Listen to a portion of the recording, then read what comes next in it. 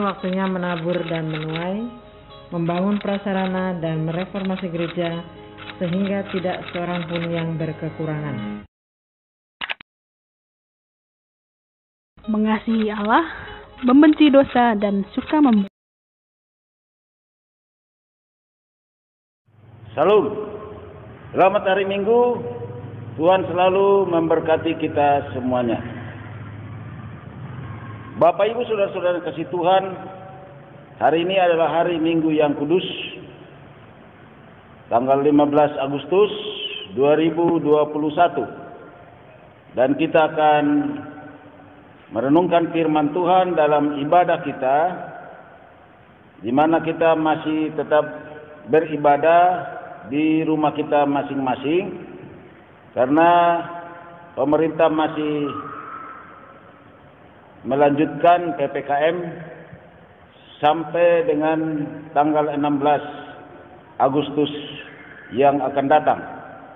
Oleh karena itu kita bersabar agar COVID-19 bisa terus menurun di Jakarta dan nanti kita akan kembali bisa beribadah di rumah, di gereja bersama-sama. Bapak Ibu Saudara-saudara yang kasih Tuhan, tema kita pada saat ini adalah tiap orang yang berusaha agar Yesus Kristus mendengarnya akan diberkati. Sebelum kita merenungkan firman Tuhan lebih jauh, kita mendengar dulu pujian Indonesia bagi kemuliaan-Mu.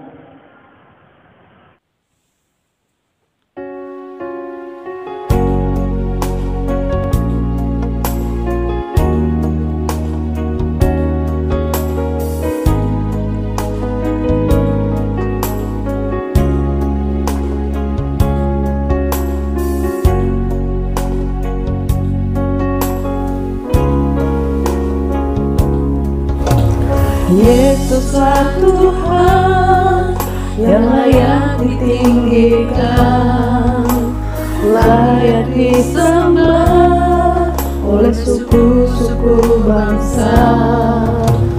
Dengan darah-Mu Kau telah tebus bangsa-Mu, genapi Tuhan firman-Mu atas negeriku.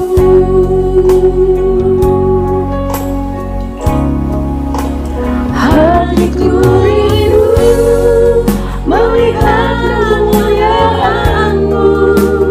Hatiku rindu melihat curahan kuasa-Mu di tanah tercinta, negeriku Indonesia. Ku berdoa Indonesia, penuh kemuliaan-Mu Indonesia, bagi kemuliaan-Mu.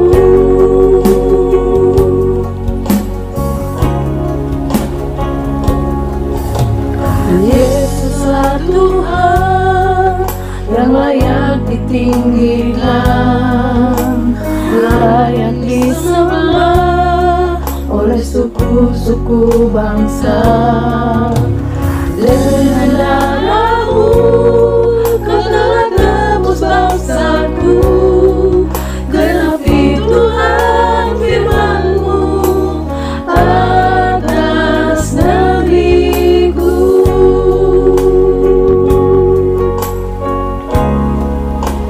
Hatiku rindu melihat kemuliaan-Mu. Hatiku rindu melihat curahan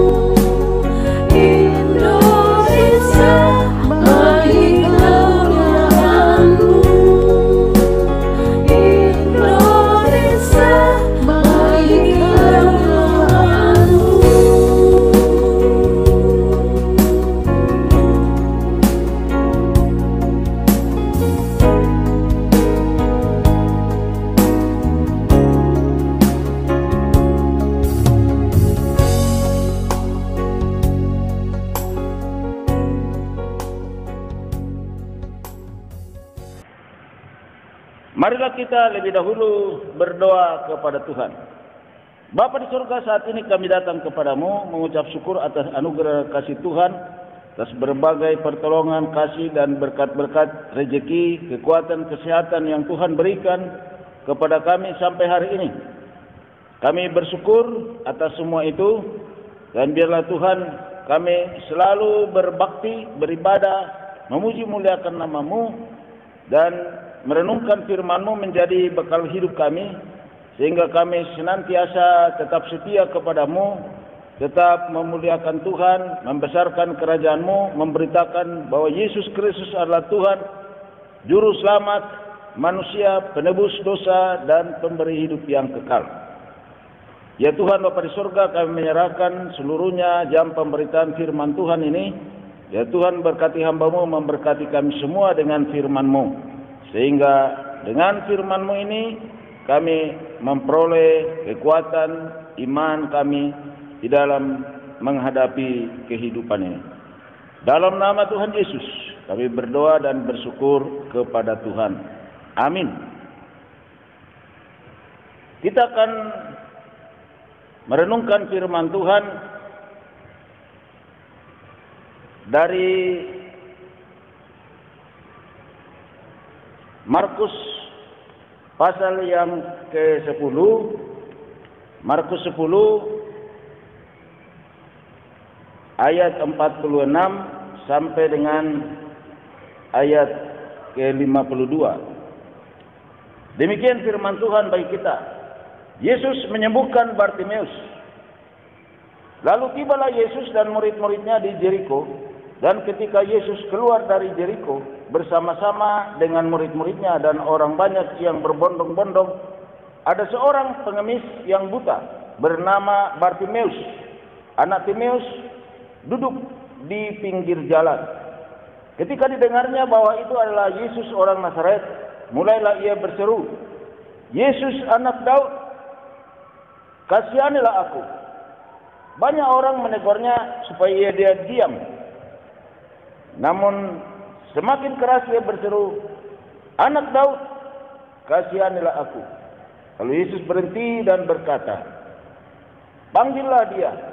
Mereka memanggil orang buta itu dan berkata kepadanya, "Kuatkan hatimu, berdirilah, ia memanggil engkau." Lalu ia menanggalkan jubahnya, ia segera berdiri dan pergi mendapatkan Yesus. Tanya Yesus kepadanya, "Apa yang kau kehendaki supaya aku perbuat bagimu?" Jawab orang buta itu, "Rabuni, supaya aku dapat melihat."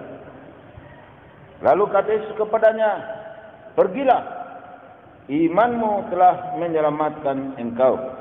Pada saat itu juga melihatlah ia, lalu ia mengikuti Yesus dalam perjalanannya.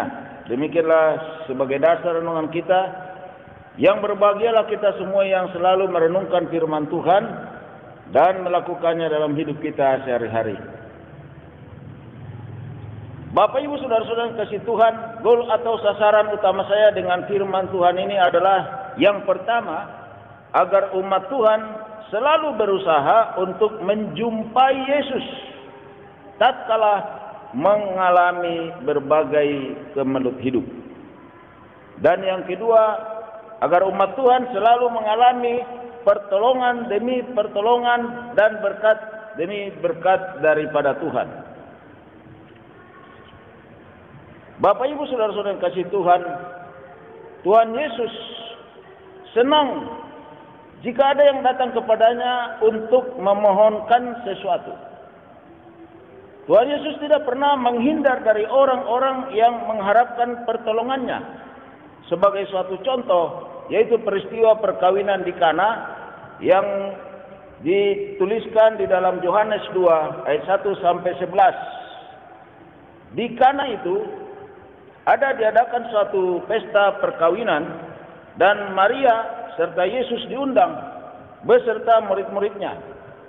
Tetapi ketika penyelenggara pesta kekurangan anggur, lalu mengemukakan hal itu kepada Maria, ibu Yesus, yaitu orang-orang yang dalam pesta itu, Dan ibu Yesus mengatakan kepada Yesus, mereka kekurangan anggur. Lalu Yesus katakan kepada ibunya, mau apakah engkau daripadaku, ibu? Saatku belum tiba. Tetapi Yesus tidak menghindar, melainkan memenuhi permintaan pemilik pesta, membuat air menjadi anggur yang lezat. Hal ini tidak hanya terjadi di zaman Alkitab, tetapi akan terus terjadi secara abadi, yaitu bahwa Yesus tidak akan menolak atau tidak akan menghindar dari setiap orang yang memerlukannya, memerlukan pertolongannya, memerlukan berkat-berkatnya. Tetapi untuk datang kepada Yesus, untuk mengemukakan maksud-maksudnya, akan menghadapi lebih dahulu tantangan-tantangan dan segala rintangan yang harus dia hadapi atau yang harus dia lewati. Hal seperti inilah yang kita lihat dalam peristiwa firman Tuhan yang kita baca tadi sebagai dasar tema kita, yaitu Markus 10 ayat 46 sampai 52, dengan tema kita adalah tiap orang yang berusaha agar Yesus Kristus mendengarnya akan diberkati. Cerita mengenai penyembuhan Bartimeus oleh semua dalam kitab Injil dinyatakan tempatnya di Yeriko. Pada saat meninggalkan Yeriko, Yesus dikerumuni oleh banyak orang. Seorang peminta-minta buta duduk di pinggir jalan yang dilalui iring-iringan daripada rombongan Yesus. Orang buta itu tergerak hatinya untuk meminta perhatian Yesus atas dirinya. Seruannya yang mengatakan, Yesus, anak Daud, kasihanilah aku. Seperti dikatakan di ayat 47. Seruan ini merupakan pengakuan atas keilahian Yesus. Bartimeus menyapa Yesus sebagai anak Daud. Sebutan ini adalah gelar penghormatan yang eskatologis, di mana orang Israel selalu mengharapkan kehadiran daripada Yesus yang menjadi juru selamat mereka, penyelamat mereka. Sapaan ini juga mengandung arti bahwa dalam hatinya ia telah yakin bahwa Yesus benar-benar adalah Mesias yang dinanti-nantikan bangsa Israel. Yesus bertanya kepada Bartimeus, apa yang kau kehendaki supaya aku perbuat bagimu? Jawabnya, Rabuni, supaya aku dapat melihat. Sebutan Rabuni dalam bahasa Aram itu melihat, yaitu Rabuni adalah untuk menyebut Yesus, yaitu suatu panggilan yang akrab dari kata Rabi, yang berarti guru atau pengajar rohani. Dari cerita ini kita dapat masuk ke tema firman Tuhan kali ini, yaitu tiap orang yang berusaha agar Yesus Kristus mendengarnya akan diberkati. Agar berhasilnya usaha mendekati dan memohon Yesus mendengarnya, ada 3 hal yang harus dilakukan. Yang pertama adalah harus mengakui ketuhanan Yesus, atau harus mengakui bahwa Yesus adalah Tuhan. Dalam khotbah Petrus kepada orang banyak waktu peristiwa Pentakosta atau turunnya Roh Kudus, Petrus menjelaskan panjang lebar tentang Yesus, dan akhirnya dia simpulkan bahwa Yesus yang disalibkan itu telah dibuat Allah menjadi Tuhan dan Kristus. Coba kita membaca Kisah Rasul pasal 2 ayat yang ke-36. Jadi seluruh kaum Israel harus tahu dengan pasti bahwa Allah telah membuat Yesus yang kamu salibkan itu menjadi Tuhan dan Kristus. Kristus artinya Tuhan besar, T besar, sebagai pemilik hidup.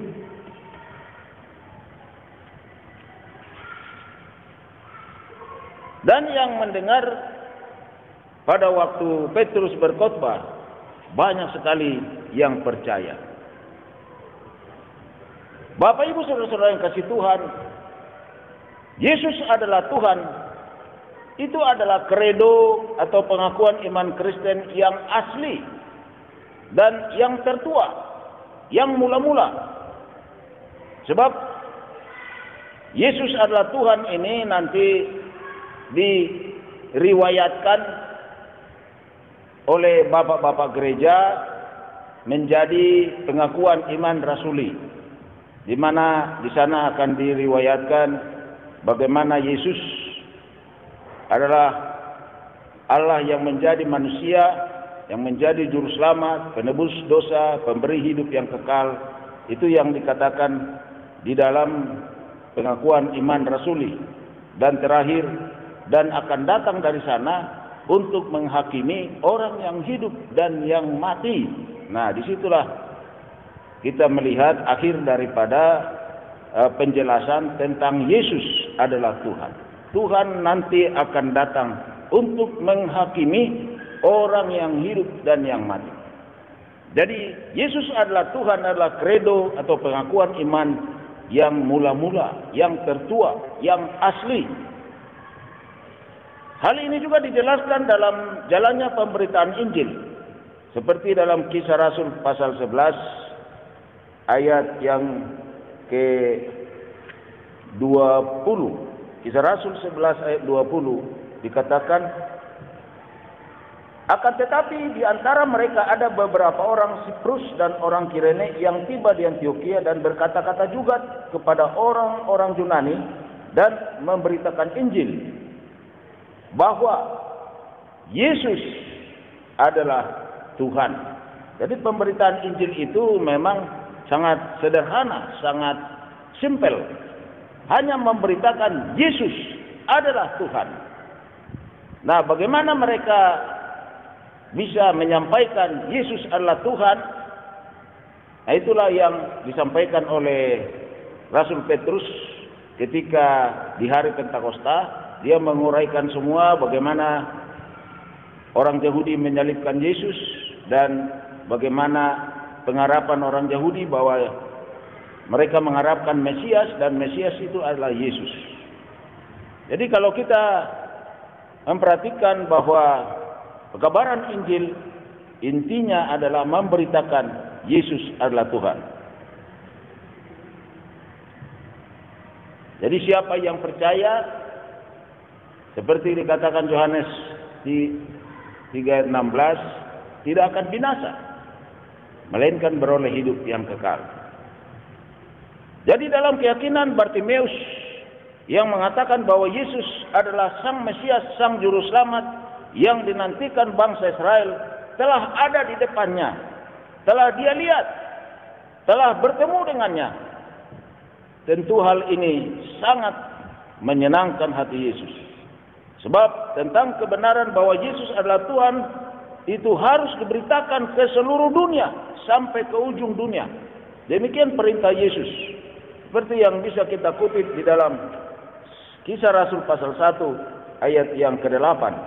Dikatakan, tetapi kamu akan menerima kuasa kalau Roh Kudus turun ke atas kamu, dan kamu akan menjadi saksiku di Yerusalem, di seluruh Judea dan Samaria sampai ke ujung bumi.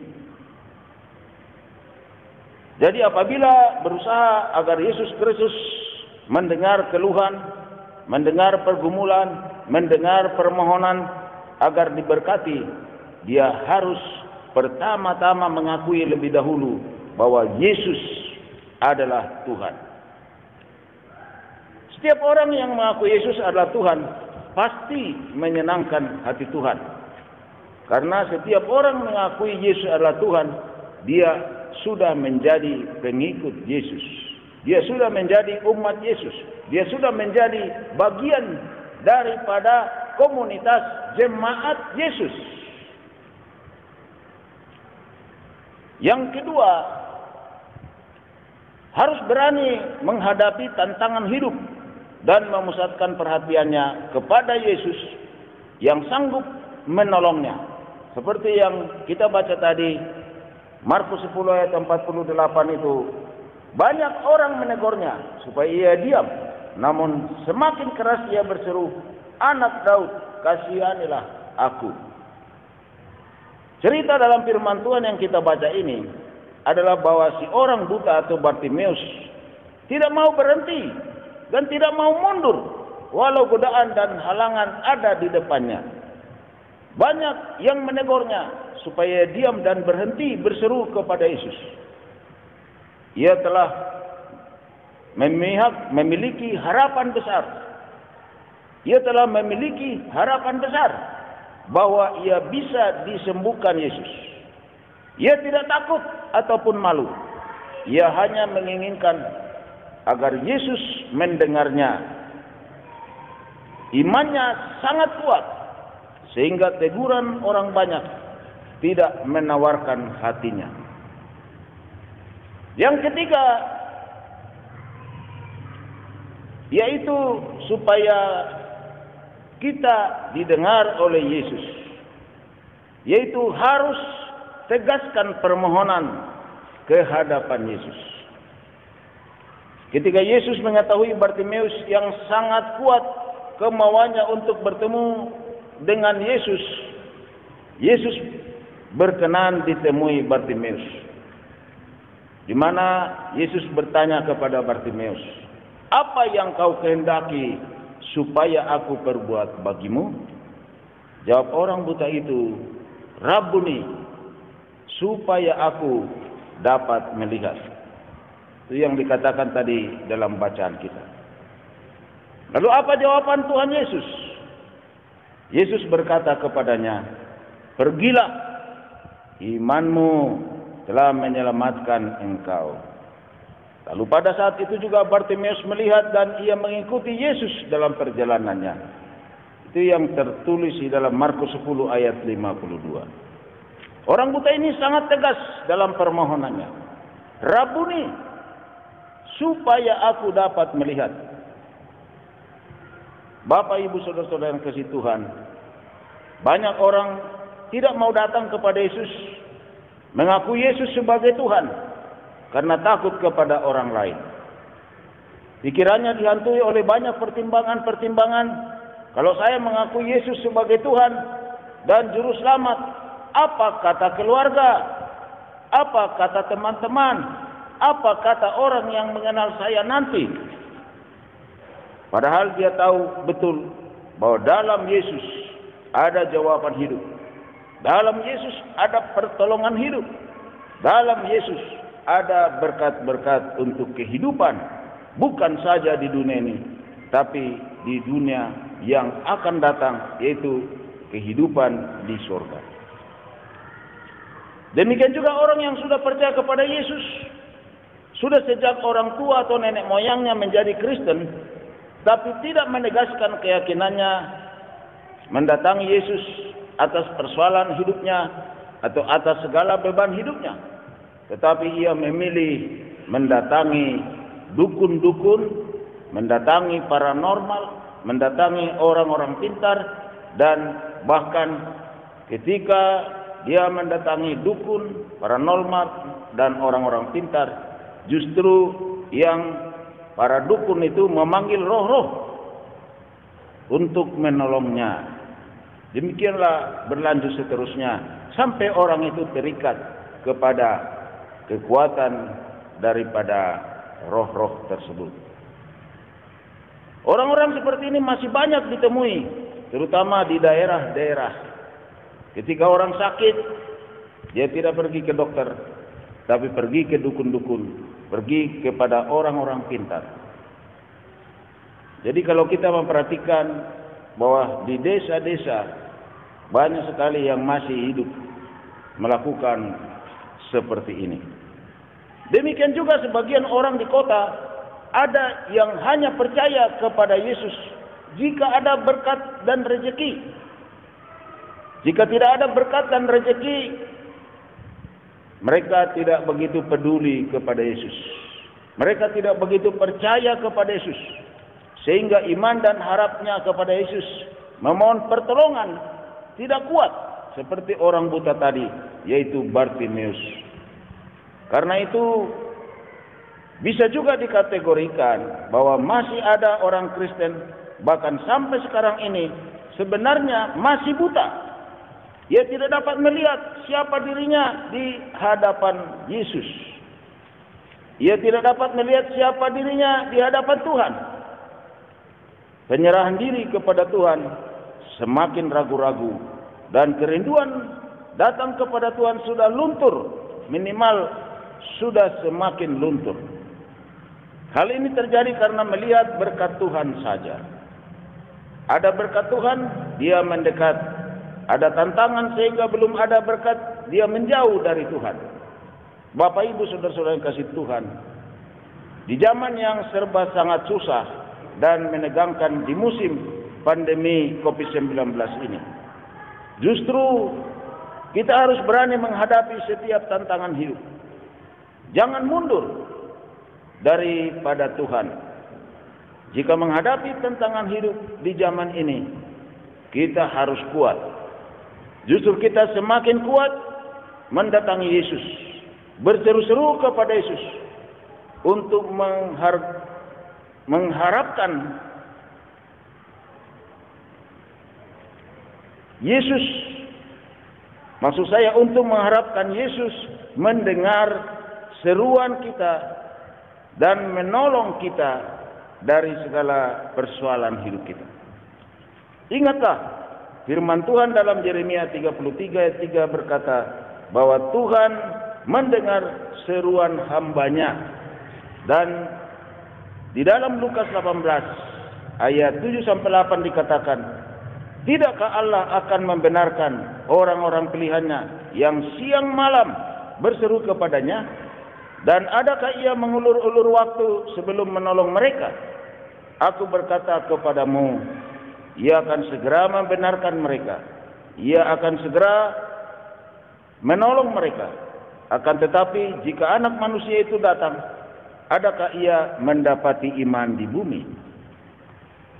Oleh karena itu, tunjukkanlah usahamu sekuat-kuatnya mendekati atau menjumpai Yesus dengan seruan-seruan doamu, dengan segala ketekunanmu dalam ibadahmu, serta dengan kerajinanmu dalam menunaikan, serta dengan kerajinanmu dalam menunaikan pelayanan dan pekerjaan Tuhan.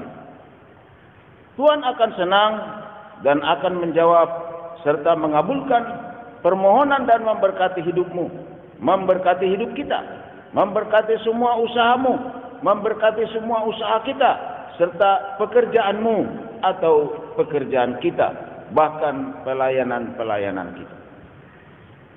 Jadi ingatlah, ada 3 hal yang harus kita lakukan agar usaha kita berhasil mendekati dan memohon Yesus mendengar kita.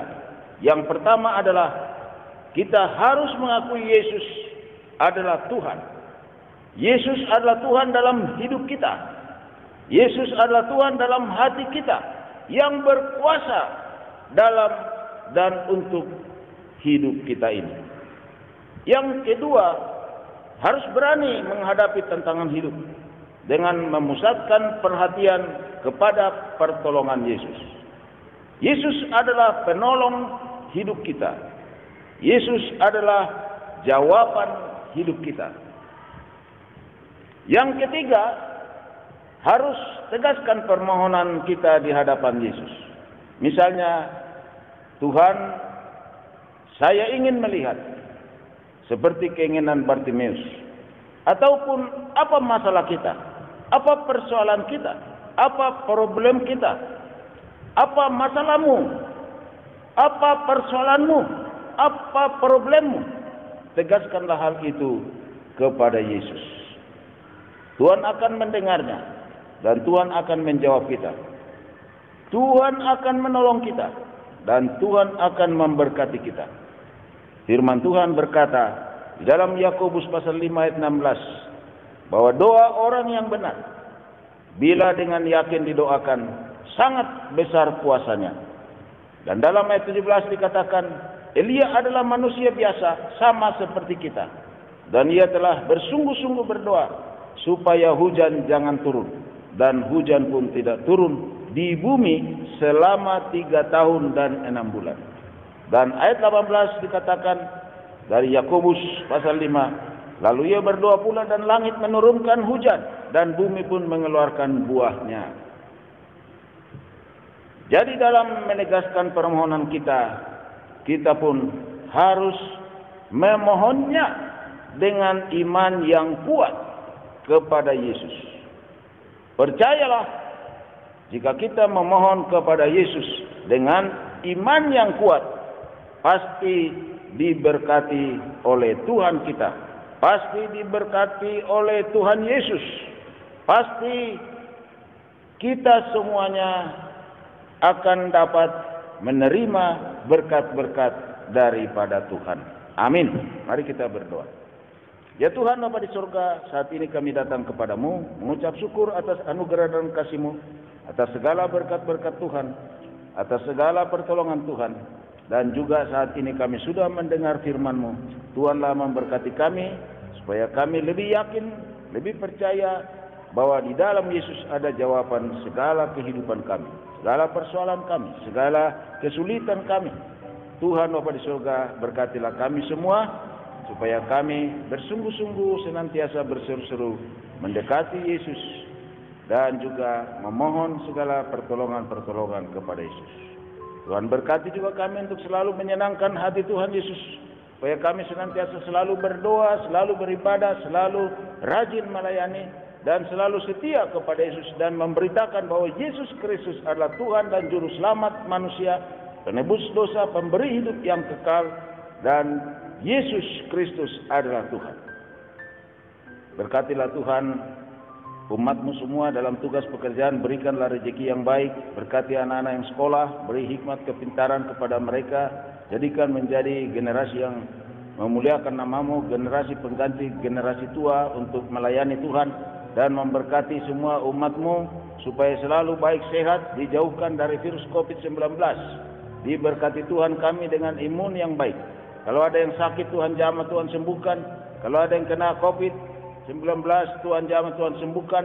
Berkati Tuhan yang isolasi mandiri, baik di rumah atau yang di rumah sakit. Tuhan juga memberkati kalau ada yang sakit yang bukan dari COVID, baik yang ada di rumah maupun juga yang ada di rumah sakit, Tuhan jamah dan Tuhan sembuhkan juga mereka. Tuhan, kami serahkan kepadamu bangsa dan negara kami, dan memberkati kami untuk mengingat kembali bahwa kami sudah benar-benar merdeka. Merdeka di dalam hal finansial bangsa Indonesia ini dan masyarakat Indonesia. Tuhan berkati supaya cita-cita merdeka secara finansial benar-benar terwujud, sehingga tidak ada masyarakat Indonesia yang berkekurangan, tidak ada yang kelaparan, tidak ada yang menderita ekonomi yang sangat berat. Semua diberkati Tuhan. Oleh karena itu, berkati program pemerintah kami untuk pemulihan ekonomi, supaya masyarakat Indonesia kembali baik ekonominya. Dan Tuhan memberkati pemimpin kami, presiden kami, wakil presiden kami, dan para menterinya, lembaga-lembaga tinggi negara, supaya semua bekerja sama untuk bisa memakmurkan bangsa Indonesia ini dan memakmurkan masyarakat Indonesia ini. Tuhan berkati kami dalam rangka memperingati hari kemerdekaan kami 17 Agustus 1945, supaya kami tetap berkeinginan, bercita-cita kuat untuk merdeka secara finansial. Sekarang ini juga kami dibelenggu oleh berbagai perasaan yang mencekam dengan COVID-19 ini. Tuhan berkati kami juga supaya kami merdeka dari virus COVID ini. Kami tidak dikuasai lagi oleh virus COVID ini, tetapi kami dikuasai oleh Tuhan yang membela kami, yang memberkati kami semua, sehat semua bangsa Indonesia ini, sehat semua masyarakat Indonesia ini.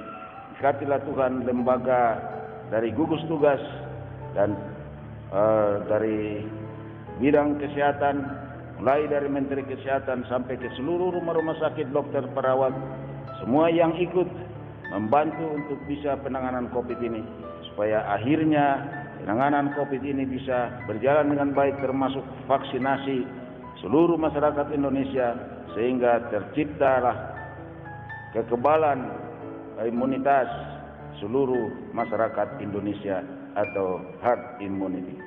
Tuhan memberkati kami semua, memberkati juga seluruh pelayanan kami, memberkati seluruh pelayan-pelayan Tuhan. Terpuji-pujilah Tuhan kekal selamanya. Kami serahkan seluruhnya hidup kami, doa kami kepada Tuhan. Di dalam nama Tuhan kami Yesus Kristus, Tuhan dan Juru Selamat kami yang hidup. Amin.